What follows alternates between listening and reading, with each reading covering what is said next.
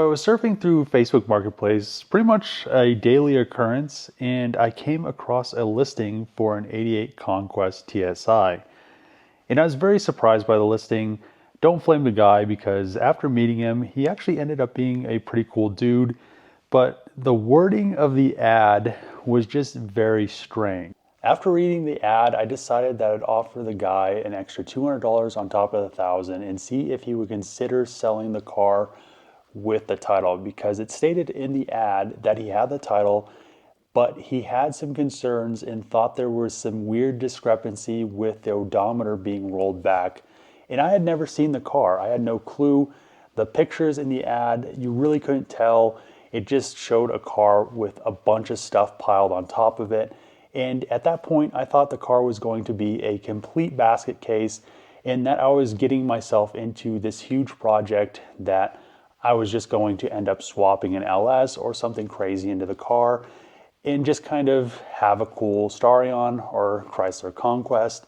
And it was just going, that was going to be the end of it. I really didn't care about the odometer, even if there was a discrepancy. So I ended up calling my friend Chris, telling him the situation, that there was a Chrysler Conquest in Denver. And I asked him if he wanted to go. And he said, yeah. And it was just going to be kind of a fun day. So we cruise up to Denver. It's about a 2-hour drive, and there isn't any traffic. So everything's going smoothly. I'm like, this is going to be a great day. I can't wait to see the car. We get to the guy's house. I really didn't want to film because it was just kind of a weird situation.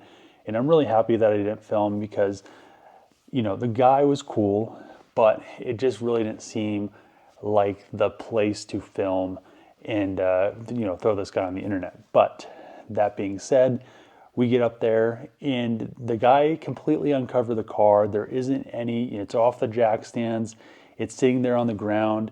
I walk into the garage and I see this Chrysler Conquest, and it's almost immaculate. I can't believe that this guy is selling this car for $1,200 with a clean title in his name, with just some issue with the engine, some issue with the turbocharger. He goes and explains that he was brake boosting the car and it started spewing a bunch of white smoke out of the exhaust. And at that point I was like, if it needs a new engine, I'll put a new engine in it. If it just needs a turbo, he threw in a brand new turbocharger with the car. I couldn't be happier. We pushed the car out of the garage, we loaded on the trailer. Chris just finished loading the Starion on the trailer, and this thing is in a lot better condition than I originally thought. From the pictures that I saw, the paint looks like it's probably savable, and it just needs a turbocharger, I guess, and to be probably to have the fuel flushed out of it and to be driven. But it has the original wheels. It's the wide body version, and I'm gonna have to kind of go through it, clean it up. What do you think, Chris? 1,200 bucks? Yeah. So let's get back on the road and take it back to the shop. Let's see.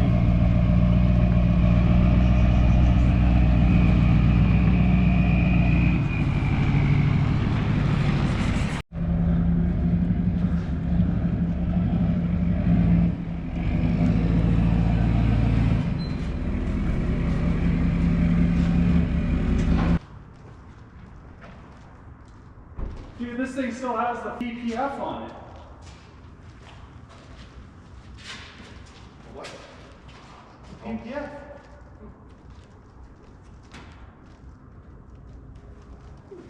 Hell yeah. What's that trailer? Huh? You have a board. Cat in there or what? Huh? Cat? You got a cat?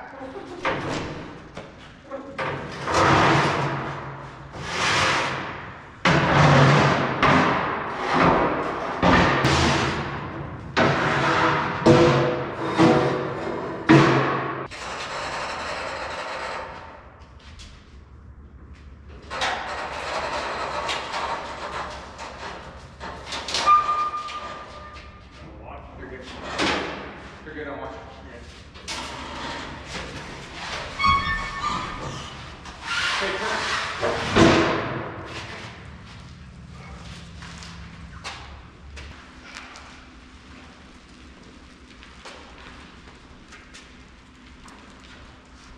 Able to get the Starion back to the new shop with Chris, his truck and his trailer. Without Chris, we wouldn't have gotten it today. And it was actually a really good deal, 1,200 bucks. Great deal. I thought I was going to be completely destroyed when I saw the pictures on Facebook Marketplace, and then getting there, the interior is almost perfect. So it has the stock 4-cylinder, it's rear-wheel drive, the downpipe and the turbo manifold are there, but the turbo is not. I have the turbo in the boxes. It looks like it has some upgraded wires and blaster coil. Probably needs a new battery. That battery is 11 of 16, so that's probably the last time I drove. Boxes of parts right there. Intake, spare valve cover, extra turbo. I might just throw that on there to see. It's supposed to be a good turbo. It has a rebuild kit for a turbocharger in there, and for the most part, yeah, you can see where all the oil was coming from. The first order of business now that the Starion is at the new shop is to give her a wash for the first time in probably 7 to 10 years, which is going to be great. It's not that bad though, because it was covered in a bunch of just random household stuff, just boxes and stuff like that, and it was in a garage for the whole 7 to 10 years. I have no clue what the actual dates are. I think it's more, it says 16 was the last time it was driven, but you know, we don't know if or the last time it was registered. We don't know if that was prior to it blowing up or whatever happened to the engine. So far it looks like it needs a turbo, but it does have a manual boost controller in that box, and there's a boost gauge, and the guy said he was brake boosting it. It could have popped a head gasket, could have melted a piston. So we'll look into that a little bit more later on, but I do want to wash this car, get it cleaned up, and figure out what the damage is on it, because there's a few flaws here and there, which really, they're not that bad. It still has this original Conquest logo on the back. So most of the time, if these are missing, it means the car has been repainted. It also has the back sticker that says imported for Chrysler. Obviously, I think that's probably a chip right there in the wing and right there. Maybe that's factory. I don't know, maybe that is factory because it's exactly the same on this side. So maybe that's just a drain for the wing. Yeah, there's one here too, I didn't notice. So maybe that's just a drain, which means this wing is perfectly fine. I thought it was bad because I saw those and I was like, oh man, they're chipped. And then the back bumper looks relatively good. I mean, there isn't, there's a few scuffs here and there. The quarters look immaculate. Doesn't look like there's any rust on there. Doesn't look like there's any bubbling. It doesn't even, you can't even see any dents. There's a few little dings on the door up there, but besides the few little dings and the few little things up there, it looks like somebody might have locked their keys in the car at one point in time and somebody had to kind of jimmy it because these windows, you can't really get into them. And they probably just pried that. My FC has similar stuff. It looks like somebody locked their keys in there and they jimmied it out. The door is actually bent. So I've been looking for 2 new doors for that. And eventually I want to paint the FC. But today we're talking about the Conquest or Mitsubishi Starion. It has a Mighty Car Mod sticker on it. I've not really watched much of their stuff, but I know they do some cool stuff. And this thing, even this side, it looks like it might have a little crack in the paint right there. The quarters are not rolled, so I don't know if maybe that is just a dent and it cracked the paint, or it doesn't really feel like there's any rust there. So I don't think it's any rust behind the panel or there's any body filler. Yeah, it just feels like there's probably a dent that somebody tried to straighten out right there. But really, for the most part, this thing is mint for what I paid for it and for how old it is. It's crazy how nice this car is. And like I said before, it even still has the PPF in the back. You can see just in the little square, you can see the tire actually flings rocks and stuff up in it. So they put it in a really nice place. Probably should have put some on the bumper. But yeah, most likely I'm going to end up repainting this car. I just noticed this kind of makes me sad. I don't know if this is pushed in some. maybe somebody could enlighten me. It doesn't look like it, but let's look at the other side. It might be. Ooh, yeah, so that side definitely is pushed in a little bit. So we're gonna have to, it's weird. This is flat, and it's the same spacing on the trunk. But you come over here, and it's the same distance, but is this, somebody has to tell me, there's no way this is pushed in, right? It has to be, but it doesn't look like it was hit. Is this how they are? I'm guessing it's pushed in, but I'm not an expert on these cars by any means. I'm hoping that it's not, but just how it looks, how it's cracked right there, it almost looks like it's buckled, but I have no clue. I'd almost have to pull this wing cap off to see what's going on there. It doesn't even look like the taillight's bad. It doesn't even look like the bumper's bad. The spacing down here on the bumper looks good. The taillight gap looks the same all the way around. Is this buckled or is this normal? Is this how they were? It just doesn't make sense to me. And we also have all the factory wheels, and they look in really good condition. This one has a little chip here, a little chip there, but for the most part, these wheels are getting harder and harder to find because a lot of people take these off of these Starions and Conquests and put them on 240s and A86 and other cars. And that's the same thing like I've been talking about with Mark III Supras. The Mark III Supras, everybody's robbing the R154 out of them, and eventually there's not going to be any 7M GTE R154 turbo Supras left, and they're going to far surpass the Mark IV pricing just because everybody's robbing all the parts off of them, because right now they're worthless. Just the Mark IV is worth something because of Fast and Furious franchise. But yeah, even this door, they open nicely. They don't catch anything. All the interior is super minty. The door panels have a few little imperfections just from the sun. This is cracked up here.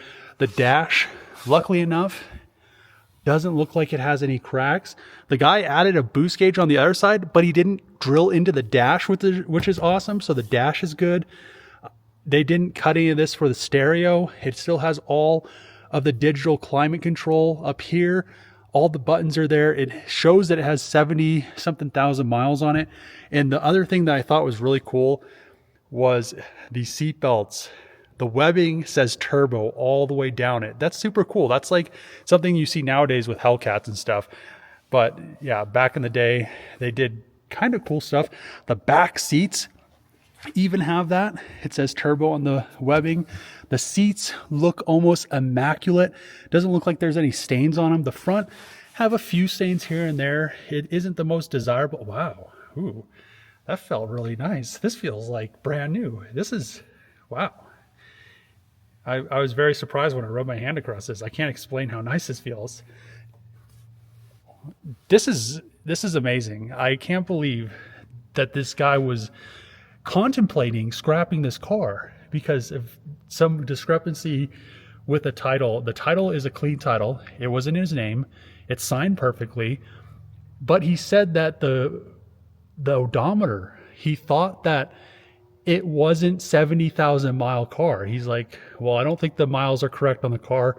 But just looking at everything in the car, I have no doubt that this car has the mileage that the gauge cluster says. Just like the seats, the bolstering, you sit in these seats, there's nothing torn.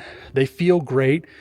I almost want to duplicate these seats for the FC and the 240s because just how nice they hold you in there. They're like the perfect, I guess they're just the perfect size for me. But yeah, it even has floor mats on here, and the carpet is brand new. Holy shit. Is it on the other side? Yeah, the other side has it too. The carpet is still, oh my gosh, it doesn't even have the thing worn through. It still has the little plastic pad on the bottom. You probably can't see it that well because it's not that light in here, but we have, what's this for? What the hell is that for? Right, mirror. I'm so confused. What is this for? I don't know what that's for, guys. Is it the seatbelt?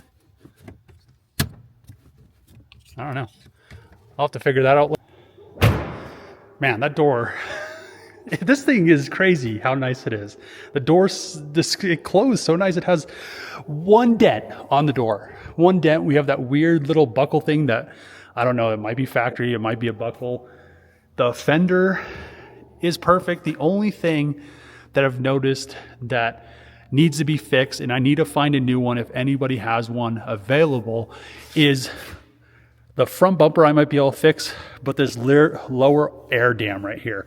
So you can see, I hate when people do this. They drill holes and put zip ties, because you could actually fix it, but after they do that, it makes it a lot harder. So I'd like to find hopefully a new one, but I guess this is a pretty common issue. You know, if a tow truck tows a car, sometimes it messes up and cracks this lip up. I know that from experience.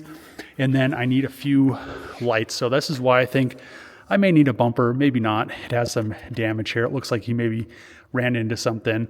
I need a passenger side light. And then there's a few chips down here in the lower air dam. And I think there's probably an under tray. It still has a factory intercooler. But yeah, let's get this thing out of this spot right now. Get it somewhere over there. The great thing about the new shop is there's drains in the floor. So I'm going to park it over that drain, and we'll wash the car, clean it up, and then I'll have to assess the next plan of attack. Definitely needs new tires. I'll put the new turbocharger on it, do a compression test on it, make sure that we don't have a blown head gasket, and then I'll see if it starts. And hopefully if it starts, it doesn't have a rod knock, and if everything goes, like fingers crossed, goes good, this will be a running and driving car by the next video.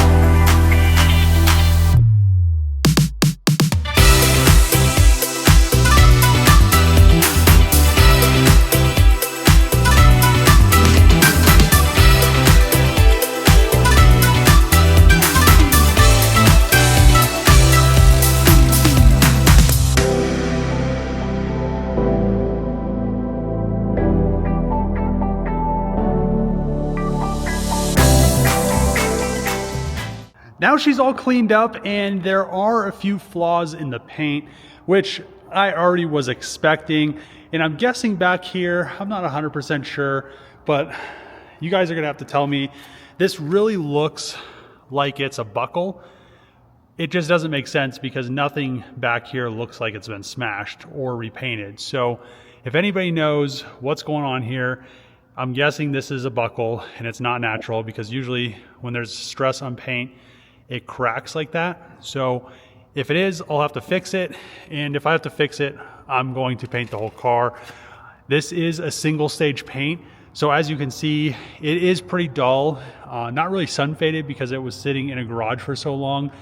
But the issue with single stage paint is when you touch single stage paint with greasy fingers, as you can see right here, I might be able to polish this out, but as you polish this, and I'm guessing this car has been polished before, because it will get lighter and lighter because you're taking the paint off of it, is relatively what you're doing when you're polishing single stage, because there's no clear coat to polish.